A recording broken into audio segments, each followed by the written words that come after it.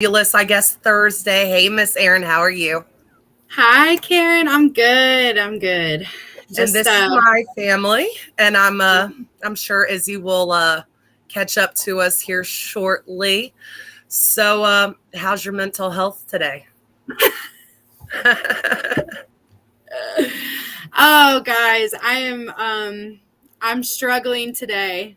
I feel like I have so much stuff that I need to do, and my routine has been changed because of the weather and the schools being closed and my kids being home and remote learning and then doing my job. It's just a lot. So, but today's better than yesterday. I can tell you Oh, that much. it's the worst, and I knew Izzy would come along here. Hey, Izzy, how are you? Hi. So, we were talking about everybody's mental health. How's your mental health? Uh, Pretty good. Pretty good. Okay. I Good. know with more snow coming tomorrow and then having to deal with all the ice we got here, school delays, the online learning is never easy. And when our kids get frustrated, that just elevates our frustration. So hopefully we just Absolutely. get snow and no more ice. I can handle the snow, can't handle ice. Yeah. So we're talking about the trials and tribulations of mental health. I know we briefly discussed mental health in the past, but I want to talk about the trials and tribulations, what we go through on a daily basis with our mental health, even while we're in our wellness. And I know for us moms, it can be an everyday struggle. It is. It definitely is. It's a good struggle, but it can be a lot sometimes. It I really know can. my I know my kids have been trying my patience, and I'm Yeah. trying to bear with it, but you know I us as know. parents. So, Era, what are some trials and tribulations you have experienced being a mom in active recovery? Um, a lot of stuff. I have struggled more recently and for a longer period of time. I've mentioned this before, like my kids' trauma that they endured during my unwellness coming out now that they're in a secure place in a comfortable home and all of that stuff. And so things are starting to resurface. And that has been a challenge for me because, my mental health challenges that I'm going through, the guilt, the shame, the feeling bad for what I did, and then trying to also like help them heal has been a lot. I find it easier for me to like address it with them than I can really address it with myself. Like I will lack on those mental check-ins and self-care and things like that because once I put them to bed at night, lay down, and all I can think about is just my part in that. So yeah, I mean it's always going to be a challenge to balance the two, but what can we do? I mean, yeah, and for me, it's when the panic sets in. Yeah. When one thing happens, when it rains, it pours, and Hmm. for me, that just leads to a whole mess of anxiety.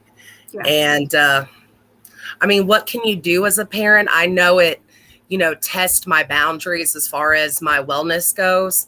Um, but Izzy, I mean, you being the only dad in the group, I know you're an expert for all the dads since we can't speak for you. But what are your biggest trials and tribulations being in active recovery? Um, Staying with a consistent schedule with the kiddos is probably the big one. Especially a lot of people like to say empath. I guess I feel a lot more for people, um, especially my kids. So I Yeah. think having that one-on-one connection with them, and then seeing them trying to figure out their schedule, then I'm trying to figure out my schedule, and then I'm like, hold on, wait a minute, I'm gonna have to stop. You gotta have to give me a minute and recollect myself, and that's usually how I start to get the process back in order. Yeah, it's all about like a healthy balance, right? It's like Right. if like, you know, my parenting and those requirements are weighing a little bit heavier or less than than me, it's like I can't really do much if like one side of me is like tipped over. So Yeah, yeah, finding that exactly. balance. It's like that weight, too much on one side, it just all tips over. I totally get that. Um, so do you feel, let me rephrase the question better. Do you feel your mental health can be contradictory sometimes? Because I feel like mine can, shift really sporadically. And I kind of contradict myself. Yeah, we'll talk about that for a minute though, because you're making me think about something I don't think I've really thought about or put a name to. Yeah, and that's the great thing about my family. I love the open discussion. Just, throw it out there, whatever comes to mind. Yeah. Izzy? I Anything? mean, it all depends. It really all depends on the day, because in the beginning of the week, it can become hectic, and then it kind of like trickle down into something a little easier once Friday comes around and they know it's Friday. But it can go in in any direction at that point. On a Friday, it could either be a good day or a bad day. Just all depends.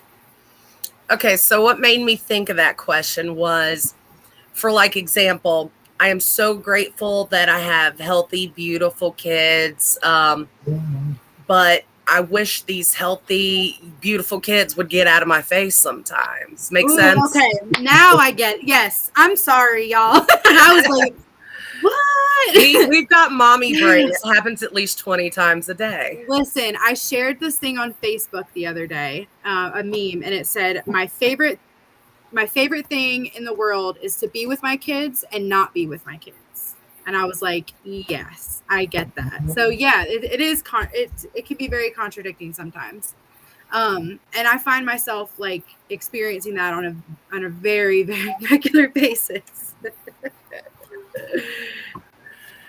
Let's check in to see who's with us today. Lisa.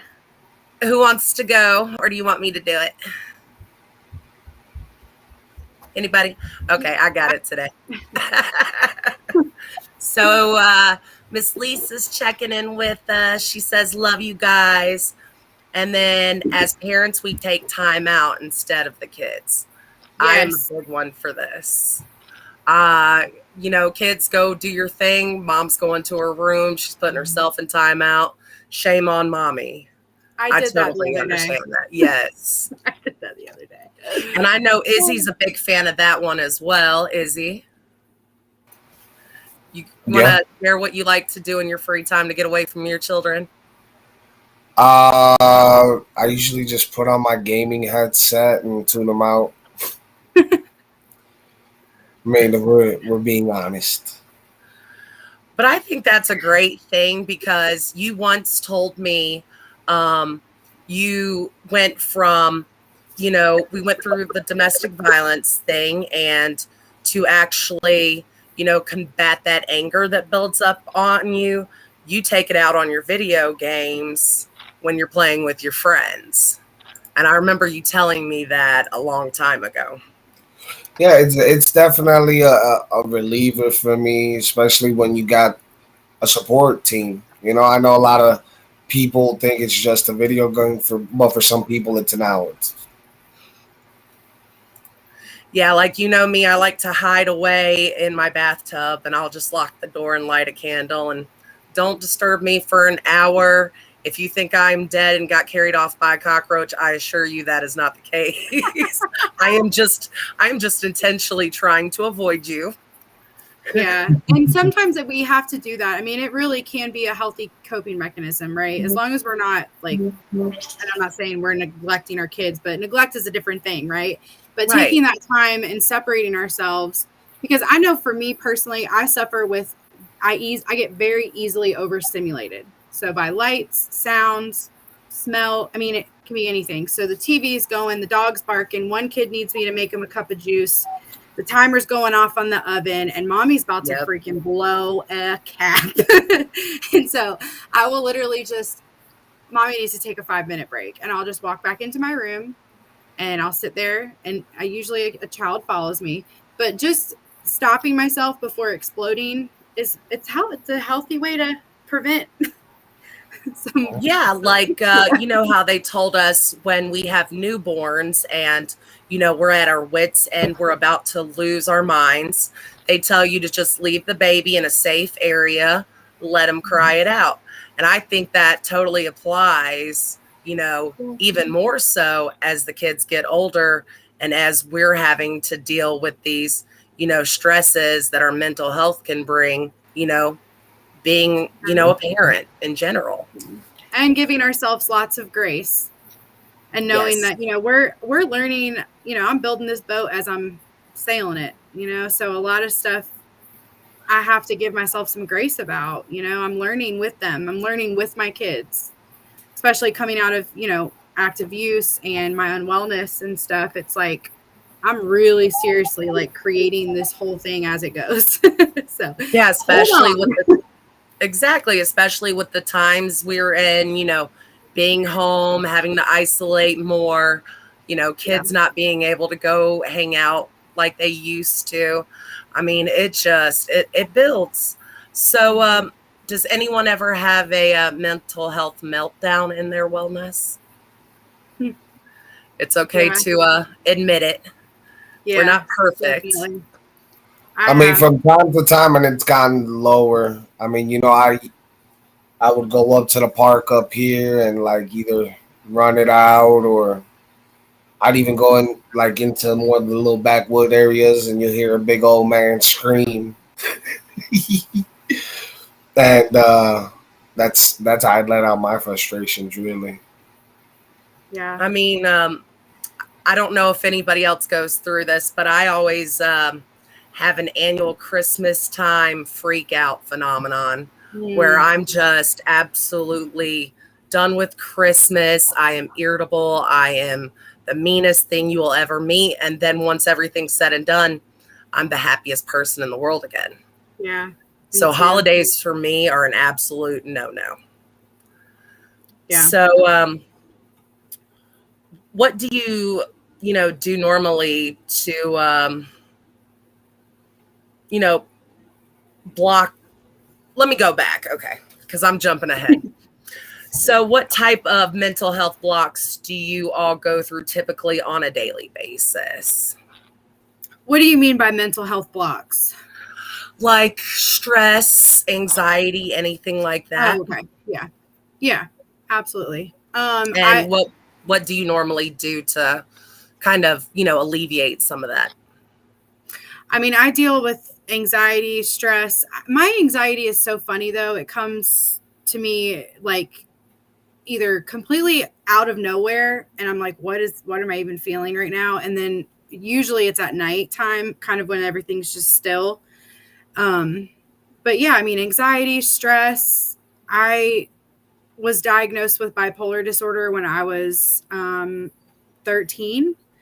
And so I've suffered from disassociation problems, self harm, all of that through the years. I still struggle with disassociation sometimes, where I feel like I'm just not really like present, but I know I'm like physically in the room or something, and I'll find myself getting so lost in just like nothing. Um, and so yeah, I mean, I experience that on a daily basis. I wish I could tell you that I'm really good at doing those check-ins. I was for a while, and then it's like we all experience it. We think we got it, and so everything's going really smooth. We start to kind of like pull back on those regular like self-care and things like that. And so that's kind of what I've been experiencing over the last month and a half or two. Just getting back into that routine and taking the extra time out of my day to like take care of myself and, you know, talk about it with my support system. You know, and knowing when like I'm on the edge of just throwing my hands up, right? Because that's like I don't want to ever get to that point, you know, because that's where I was before I started using. So yeah, but it's an everyday, ever changing thing. And I noticed you said bipolar. Izzy, if you want to share, he also suffers from bipolar. So, how do you guys, manage, having kids and dealing with, that type of mental health disorder? For me, I keep myself in check. I kind of got a checklist of things that I do before I can get my day going. Cup of coffee, um, self care, positive affirmations, meditation, reach out to my positive supports in my life, mom, dad, sisters, friends on Xbox. Pretty much, I have a network that I use, so it kind of helps me on my day to day a little better. Um, Especially when I'm getting diagnosed and I'm older. You know, how old was I? Like 29, 28 when I got diagnosed for the first time. Um, I knew there was something wrong with me. I just didn't know what until I actually went and seeked out help, and that's when I started working, and it's still a work in progress every day that passes by. Yeah, it Yeah, is. I suffer from PTSD, and I noticed when I was going through that, you know, isolating myself was imperative, because Mhm. if I didn't have that, cool down period, then I wouldn't be able to collect my thoughts, and then the rest of my day is ruined, and my mental health was totally shot. Which we all know what happens when our mental health is completely shot. It kind of wants to make you revert back to things that, cause that unwellness. And Yeah, one of those things is my addiction, so the mental health is imperative so I don't recircle back to, using. it is. Yeah. So for me, especially with my substance use, my mental health played a huge part in that. I mean, substance use and mental health are like siblings, right? And so, um, the my mental health challenges that I experienced before using, I can just remember feeling so like just wanting to escape my own mind. Like I had this need to just like escape my mind, right? So that's kind of why I started using substances. And then while I was using substances, my mental health changed and transformed into something bigger. Um, and I also, chose not to take medication for my mental health challenges. And so with that comes a lot of responsibility for me to be aware and be Right. as present as I can be, but and also like having people in my life that know my story and know kind of what those meltdowns look like before they happen, kind of thing, so they can, you know, be like, "Hey, Erin, like I'm noticing some of this. Like, how are you feeling?" And I see a therapist. All of those things that kind of keep me with the eye on the prize.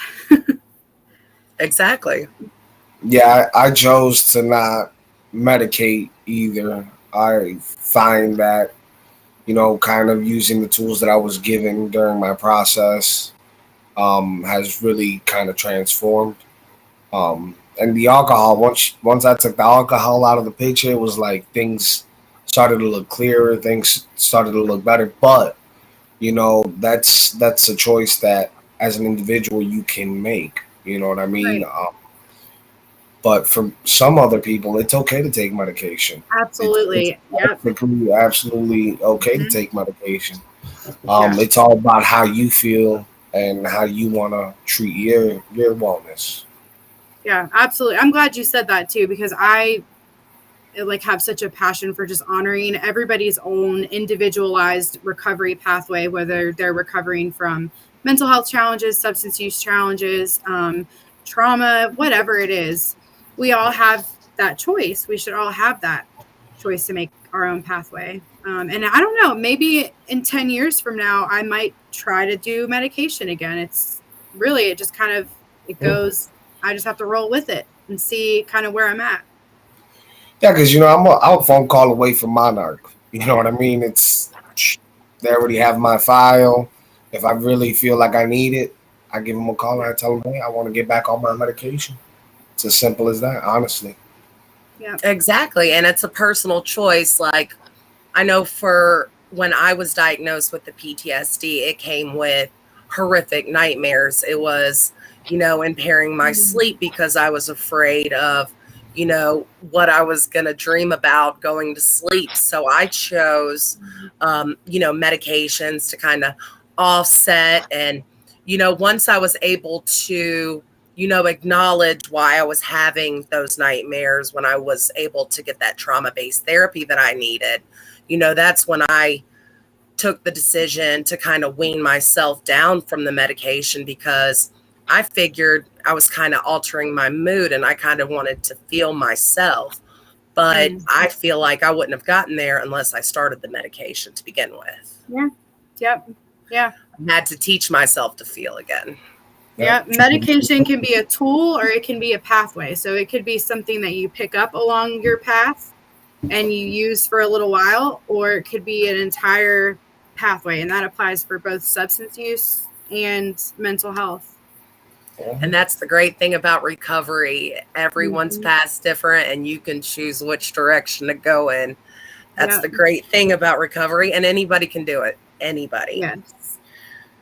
So we desperately want to control our mental health because of our lived experiences, right? But it's not always possible.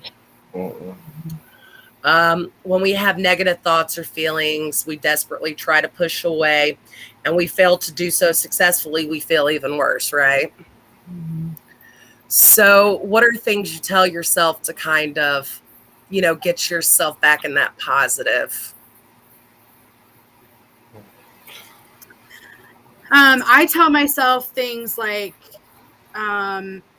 it's not a bad life. It's just a bad day. I know it sounds so cliche, but tomorrow's a new opportunity. I mean, those kind of things work for me. Last night I was actually, in conversation with one of my support people and was sharing with her some of the challenges that I've been going through this week. And in that conversation, reminded myself that I prayed to be where I am today. And so and that kind of puts it in perspective for me, just to kind of, instead of throwing my hands up saying I can't do it anymore, like I wanted this. I wanted to have to experience these things and figure out healthy ways to deal with them and still be a good person and a good mom. Like, all of the things that I've experienced in my life have placed me where I am today. And so I have to be grateful. Remind myself of the gratitude is what I'm trying to say, what I'm grateful for.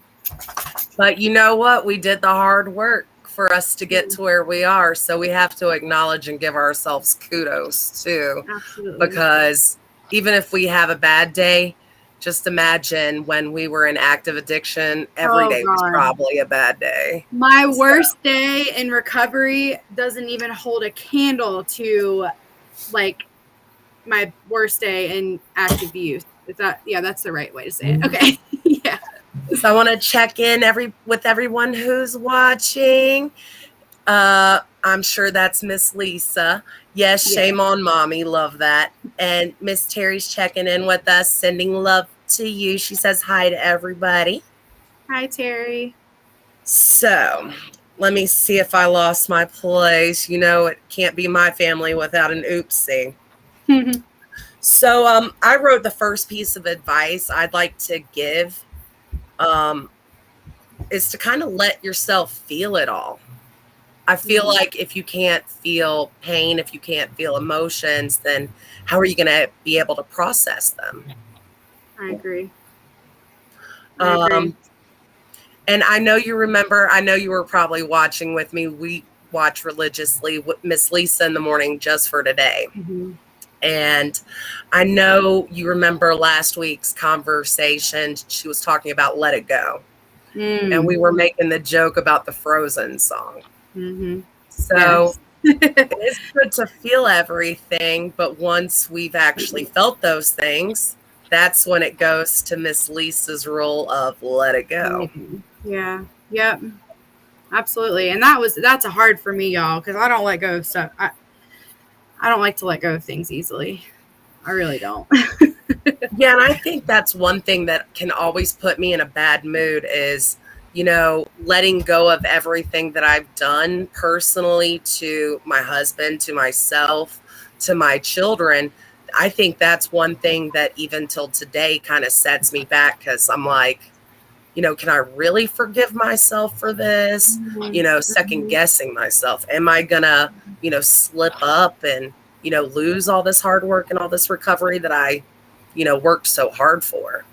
I experience that on a everyday, girl. I know exactly what that's like. And it's tough too, because those feelings of failure are so, we know what it's like to fail. We did it, right? We know what it's like to succeed because we're currently doing that. But that darkness that we came from, it still lingers in our minds. Like we know how easy things can just sorry. We know how easy things can just go away. And I struggle with that too. And I just have to keep doing the work, Once you think you got it, you don't.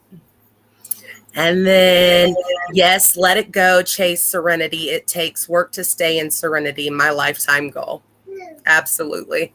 I don't think we're at Miss Lisa level yet, but I know with continued determination and, perseverance and everything, I know each one of us will get to that level eventually. I know we all strive to get to that level. Yes. I let go, but I still keep it in my back pocket, only just to look back and remind myself where I was at and Yeah, how I was looked at, and all the pain and all the suffering got me to where I am today. absolutely.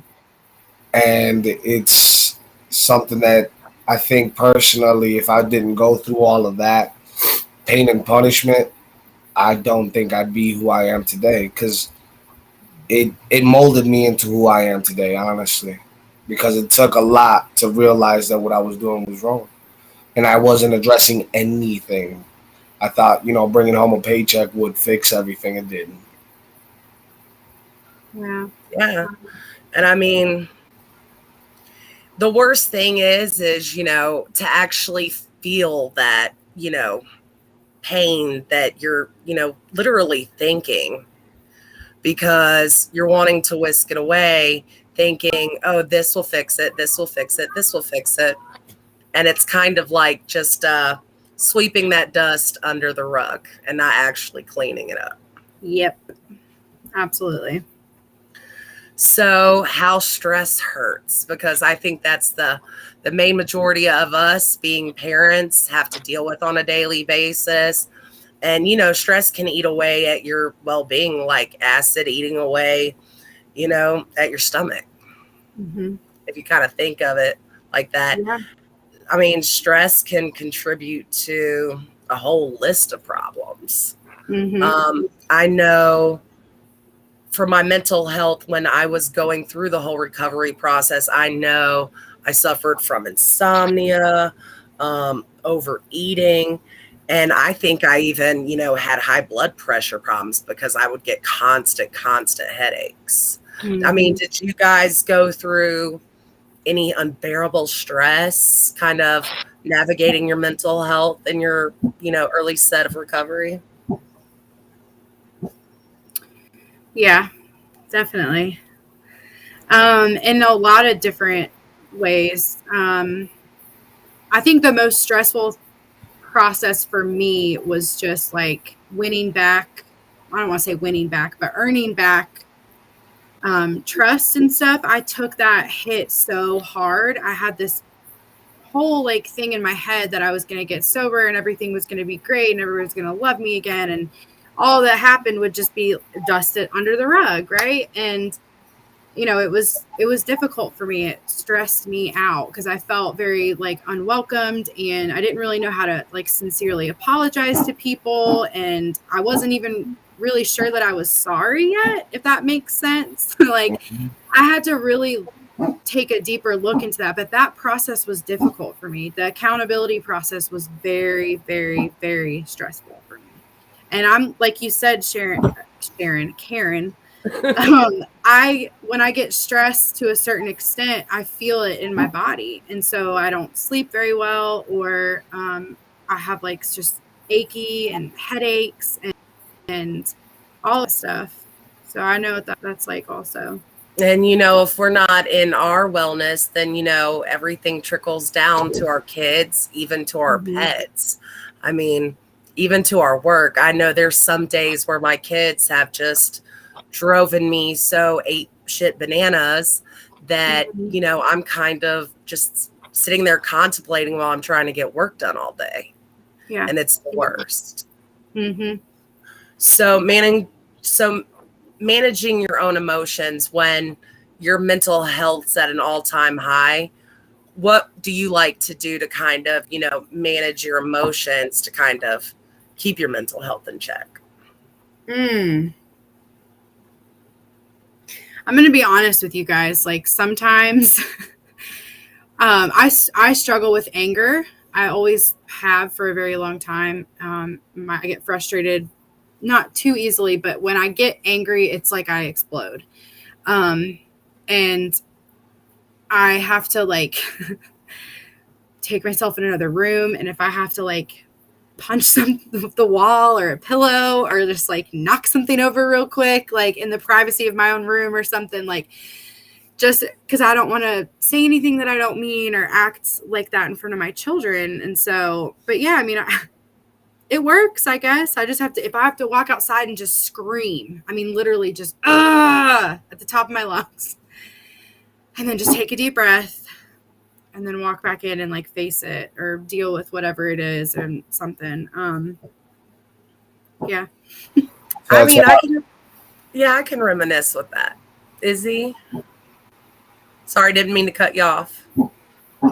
You know, I'm a little. I got the sniffles and stuff, so I'm kind of like in and out. That's what you get for going outside in the snow and ice without a big jacket. It's the weather. It's the weather changing so drastically. I mean, one minute it's 80 degrees or 70 degrees, and then another minute it's 30, 20, 10. I'm like, huh? That's North Carolina for you. Earlier this week, it was what, 21. Today, it's like 50 something. And then tomorrow, it's going to be like 18 or something. Stupid. It's dumb. Like North Carolina, where can you go anywhere from it's summer on Sunday to it's winter on Friday? Right. You know what they say, just if you don't like the weather, wait 5 minutes. Yeah. But I really liked what Erin had said, where she, you know, has to, you know, check herself, has to go outside and scream. I've even caught myself doing this the last weekend. We keep our sodas separate from our regular fridge because we don't want our kids having sugar all the time. Well, I accidentally left the lock off the fridge, and I guess I had just had a rough day. And I had come upstairs and I saw the kids had raided the fridge and drank some soda. Well, I don't know what had happened between, you know, me seeing that and then, but I caught myself yelling at my children. And it wasn't even a nice, you know, it was an over the top yell. And I literally had to, you know, redirect myself and say, hey, it's just soda. Kids will be kids. And I literally had to check myself because I was going down that anger path that I told myself I wasn't going to do again. So I'm right there with you on having to check myself. Yeah. And to keep it real with you guys, I mean, I'm a yeller with my kids. You know, I try to work on it the best I can by, you know, walking away or stuff because I can just get into a spiral with it. But, yeah, I mean, it's as simple. There's a lot of power in just like walking away before you react, or the difference between reacting and responding. There's a lot of things that my kids do that I get so ill over, and I want to just like, I'm like, what are you thinking? And I have to tell myself that it's an opportunity for me to teach them something, right? So like they are kids. They don't know that. So whatever it is. So can I stop, get level with them, and try to make it into a teaching opportunity and so it doesn't happen again? Or am I just going to like... Karen thought she was funny. She bought me that plushie that turns inside out. That Oh, I love that. Angry and happy plushie. If I don't want to talk, I just inside out plush. Yeah, how's that working for you? It was like, y'all leave me alone. I mean, it's better than taking the unhealthy routes, you know. Exactly. Go get a paper towel. It's a lot better to kind of express my emotions and things with a plushie sometimes, because I can get pretty loud. I can get loud, especially when I'm sick. I just want to be left alone. I'll cook for you. I'll give you everything you want, but as long as I have my peace, just give me my peace and we're good. Yeah. Right. Exactly. And I wrote down, listen to your feelings, give yourself a timeout, and do something unexpected for yourself. For you, Izzy, it may be going to, Foot Locker and getting yourself a pair of Jordans. Or say for me, going to the nail shop and actually getting a full set for once. Or, like we used to do, just taking a day trip out, and we used to go canoeing. Nice, yeah. I had a quick question. Did you know Patch was out? Did I? Well, he helped himself out. I'm gonna go put him back. I'll be back. All right. So, since we've kind of touched base with all that parenting-wise, mental health, I have a couple positive mental health quotes for us to end our day with. Nice. My dark days made me strong, or maybe I already was strong, and they made me prove it. I like that. I loved that one. That. It gave me goosebumps. Quotes from Emery Lord. Emery Lord. I'm going to write this down.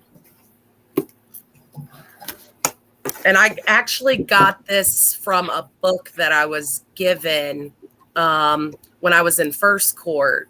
And it has 1,000,001 quotes I love to go back to. Yeah. And the second one is, you can't control everything. Sometimes you just need to relax and have faith that little things will work out. Let go a little and just let life happen. Yes. And that's from Cody Kiplinger. Those are both really good quotes that focus on like two different,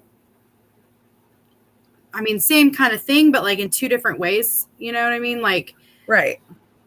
Like, I feel like proving that I'm strong or like proving that I can do something makes it more important and more special to me because I really feel like I earned it. And versus like just being handed something or just a quick fix, right? Like I want to know that I did that work and that I can handle this because I've handled something before. You know what I mean? It just makes, it's the way I think about it. Exactly. Yeah. Your illness is not your identity. Your chemistry is not your character. Wow. And that's unknown. Kind of like that Eminem song, I am whoever I say I am. If you don't like it, I won't finish. Oh, and now that you're speaking of music, remember how we did the 2021 wrap up last time? And we were talking about music. I actually thought of the song, and it's Young Gravy, Oops. I'm gonna have to look at that. It's not a very appropriate song, but it brought me a lot of laughs and it embarrassed the heck out of my teenager picking her up from high school. So that's awesome.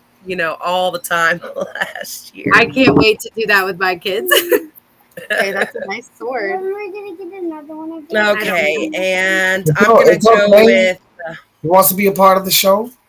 Yeah. You want to say hi? No. Just say hi. Everybody's watching you on the computer. Oh, now that he gets to be a part of it, he doesn't want to be a Yeah, part. exactly. I have to use a lot of reverse psychology with this. Is my youngest Kason, and Am I- Jason?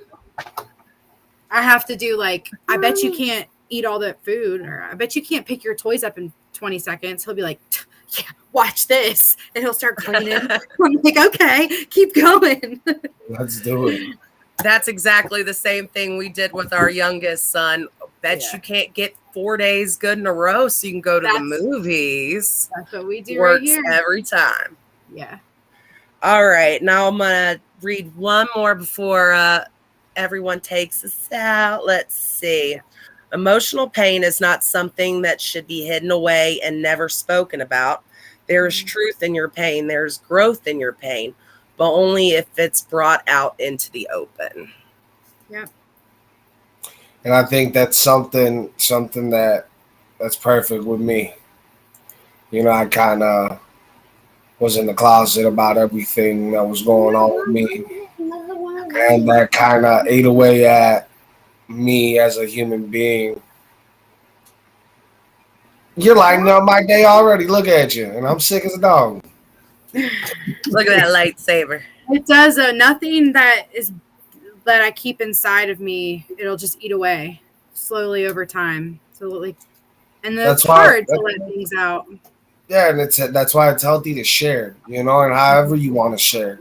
Because even if it's the smallest little detail, you letting that off your chest will allow you to keep opening up a little bit more and a little bit more.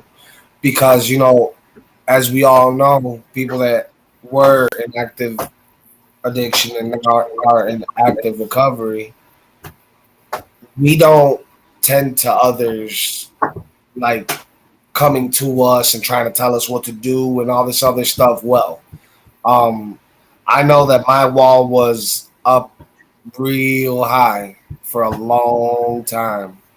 But then once I started kind of chipping away at the building blocks just a little bit and kind of like seeing how someone actually would respond, knowing how I feel inside,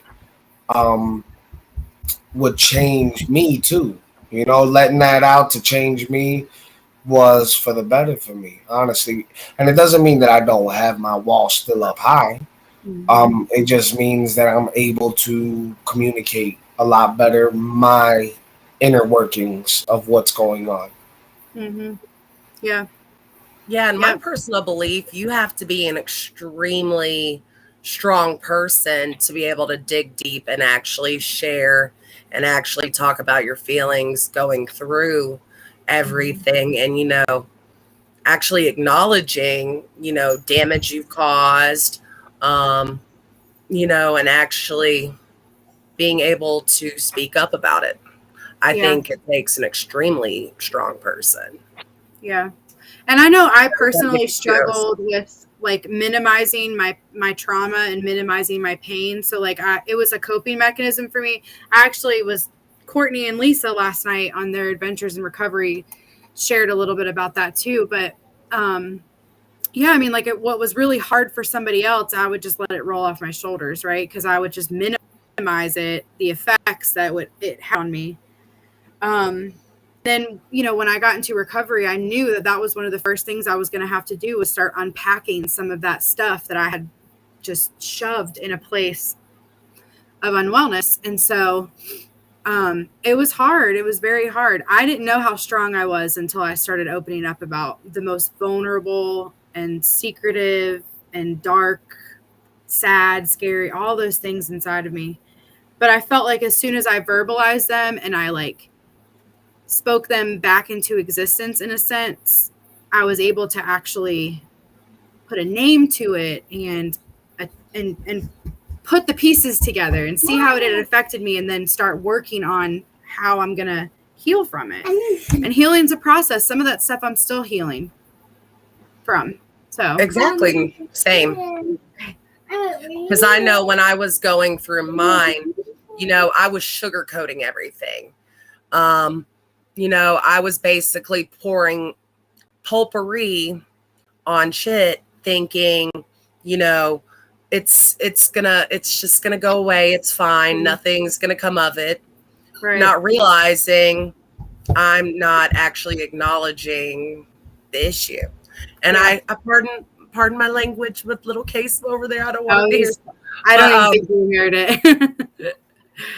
I always catch myself doing this when my little kids are around. I'm like, but I always tend to let one slip. It's Oh, another yeah. thing I have to work on for 2022. Yes. I'm gonna make It's a vision controlling board. my potty mouth. Yes. Yeah. So that is it for my family today. Who wants to take us out with the warm line? Yeah. The PRN warm line is fully confidential and 24/7.